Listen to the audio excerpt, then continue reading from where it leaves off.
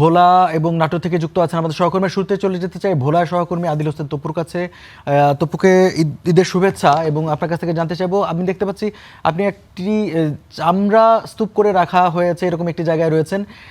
ঈদের যেই মূল আনুষ্ঠানিকতা কোরবানি, সে কোরবানি শেষ হয়েছে, চামড়া প্রক্রিয়া পর্যন্ত চলে গেছে, সেখানে চামড়ার দাম কেমন এবং বেচাকেনা কেমন চলছে, একটু বিস্তারিত এই বিষয়ে জানাবেন।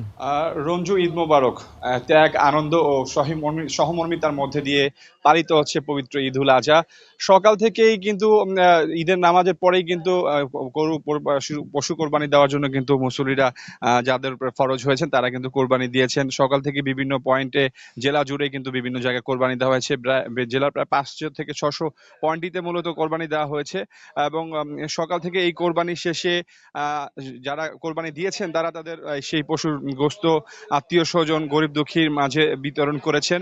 এবং পরবর্তীতে যেসব জায়গাগুলো রয়েছে আমরা দেখেছি যে সেসব জায়গাগুলো ইতিমধ্যেই পৌরসভার পক্ষ থেকে বা স্থানীয়রা পরিষ্কার পরিচ্ছন্ন কাজ চলমান রয়েছে। এই মুহূর্তে আছি চামড়াপট্টি চামড়া বাজারে। এখানে এই মুহূর্তে বিভিন্ন জায়গায় যারা আসলে মৌসুমী ব্যবসায়ী তারা কিন্তু চামড়া নিয়ে আসছেন এই জায়গাটিতে। কিন্তু এইখানে এখন পর্যন্ত চামড়া যে পর্যাপ্ত আসার কথা সেই পরিমাণ আসেনি, যেহেতু একটু আগে মানে মোটামুটি বলা যায় যে কোরবানি প্রক্রিয়া শেষ হয়েছে। আমরা একটু এখানকার যারা ব্যবসায়ী আছেন, চামড়া ব্যবসায়ী, তাদের সাথে একটু কথা বলতে চাই। আপনারা এই এবার কত টাকা দামে চামড়া কিনছেন, কি অবস্থা চামড়া?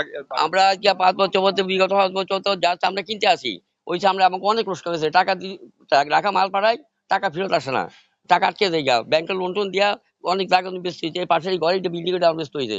ওই যে এখানে দেখেন ওই যে সাইনবোর্ড, বুঝলেন, ব্যাংকের অনেক লোন আছে আমার, কিন্তু গতবারকার টাকা এখনো ফেরত পাইতেছি না। এইবার এইবার কি পরিমাণ চামড়া কিনছেন?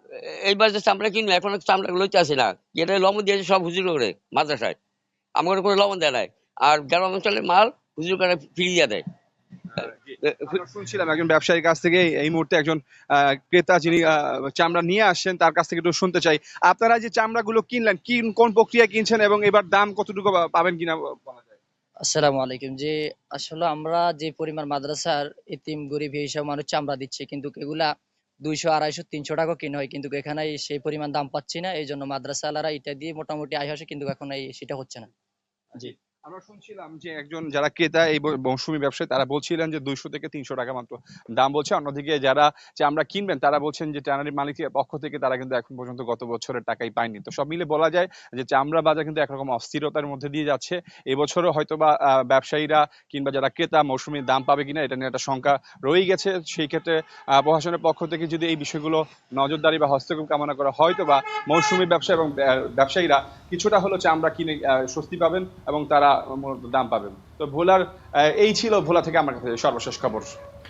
তবু আপনাকে ধন্যবাদ। দর্শক, আমরা ভোলার খবর জানছিলাম। এবারে নাটোরে চলে যেতে চাই, আমাদের সহকর্মী তারিকুল সেখানে রয়েছেন।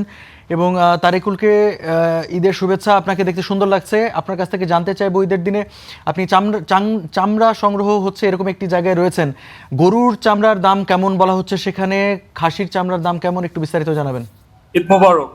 আসলে বাংলাদেশের দ্বিতীয় বৃহত্তম চামড়ার বাজার নাটোরের চকবোধনাথ। এইখানে কিন্তু শুধু নাটোর না, নাটোরের আশেপাশের 30 থেকে 40টি জেলার চামড়া কিন্তু এই চামড়ার বাজারে বিক্রি হয়। আর এখনো এই বাজারটি কিন্তু জমে ওঠেনি, বাজারে চামড়া আসতে শুরু করেছে। এখন যে চামড়াগুলো আসছে এগুলো মূলত নাটোর বা আশেপাশের যে উপজেলাগুলো রয়েছে এই জায়গাগুলো থেকে আসছে। আমরা ব্যবসায়ীদের সাথে কথা বলেছি, তারা জানিয়েছেন যে আকার এবং মান ভেদে চামড়াগুলোর দাম তারা দিচ্ছেন, যদিও সরকারি নির্ধারিত যে মূল্য সেইটা তারা দিয়ে না কিনে তারা পিস হিসাবে চামড়া কিনছেন। সেই পিস হিসাবে আপনার 300 থেকে 1000 টাকা পর্যন্ত দাম তারা দিচ্ছেন। আর ছাগলের চামড়াও তারা সেভাবেই কিনছেন বলে এখানকার যারা ব্যবসায়ী তারা জানিয়েছেন। আর এমন তথ্য জানিয়েছেন যে এই বেলা যত গড়িয়ে যাবে তত কিন্তু এই চামড়ার বাজার জমে উঠবে। এখন যেমন উপজেলা থেকে আসছে, এর পরে জেলাগুলো থেকে চামড়া আসবে এবং রাত 10টা 11টা অবধি এইখানে বেচা বিক্রি চলবে বলে তারা জানিয়েছেন। এখানে যারা চামড়া ব্যবসায়ীর গ্রুপ রয়েছে সেই গ্রুপের নেতাদের সাথে আমরা কথা বলেছি, তারা কিন্তু জানিয়েছেন যে এই বছর এই মৌসুমে বিভিন্ন জেলার চামড়া মিলিয়ে এই বাজারে 8 থেকে 10 এবং 12 লাখ চামড়ার কথা বলেছেন, যে এই পরিমাণ চামড়া এখানে বেচা বিক্রি হবে। তারা কিছু সংকটের কথা বলেছেন, সীমাবদ্ধতার কথা বলেছেন। তারা জানিয়েছেন যে তাদের যে পাওনা ছিল ট্যানারি মালিকদের কাছ থেকে, সেইগুলা তারা ঠিক মতো পান নাই, তার কারণে তাদের আর্থিক কিছু সংকটের কথা তারা জানিয়েছেন। আবার কিছু কিছু ব্যবসায়ী জানিয়েছেন যে কিছু টাকা তারা পেয়েছেন এবং সামনে ব্যাংক খুললে আবার টাকা পেলে তারা আবার নতুন করে চামড়া কিনতে পারবেন। তো বেলা গড়ানোর সাথে সাথে এই চামড়ার বাজার জমে উঠবে, এরকমই তথ্য এখানে যারা রয়েছেন তারা জানিয়েছেন।